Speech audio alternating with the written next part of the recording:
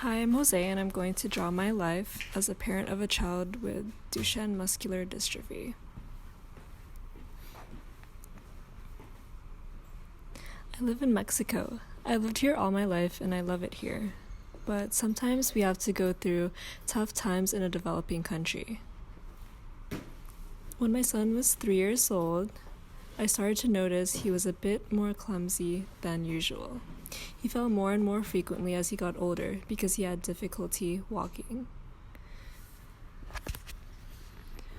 One day he was playing outside with his friends until he cried out to me, gasping for air.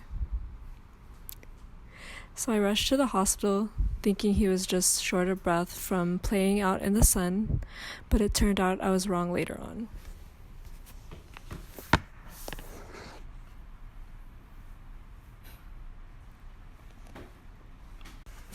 I kept bringing him to different doctors as he got weaker, but they kept insisting that he had flat feet.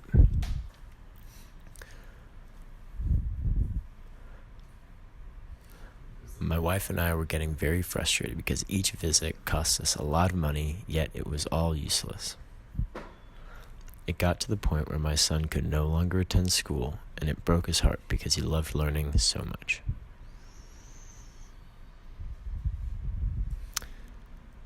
But we couldn't enroll him at the local private school that would help children like him with disabilities. We simply did not have the money for it, so my wife and I only earned the minimum salary of $5 a day each. Finally, we found a non-profit organization, Administración de Patrimonio de la Beneficencia Pública, that could help us with our son's needs.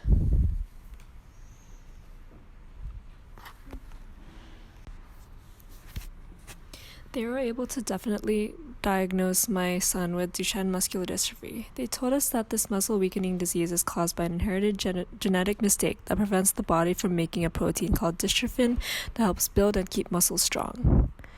But by this point, my son was in a worsening condition. He was already 8 years old, which means it has been 5 years since I first noticed my son's condition.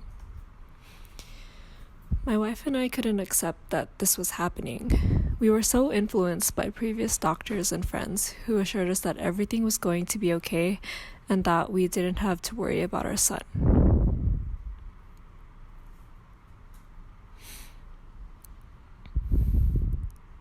Thanks to the nonprofit organizations, we were able to learn more about this disease and how it would affect our child for the remainder of his life. But at the same time, we were helpless with the lack of money we had to support our son's healthcare needs.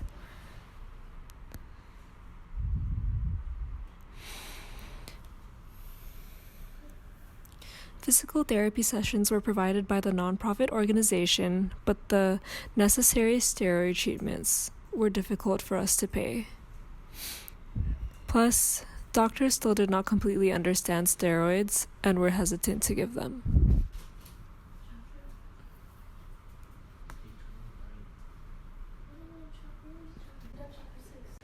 It came to the point where we just had to make sure that our son was happy and doing the things he loved as much as possible during his last years.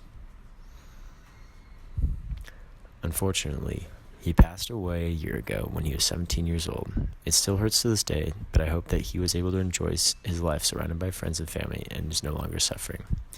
However, as our work as parents of a DMD child does not stop there, we joined Parent Project Muscular Dystrophy, which is an international organization of parents and patients suffering DMD. They've been able to expand on DMD research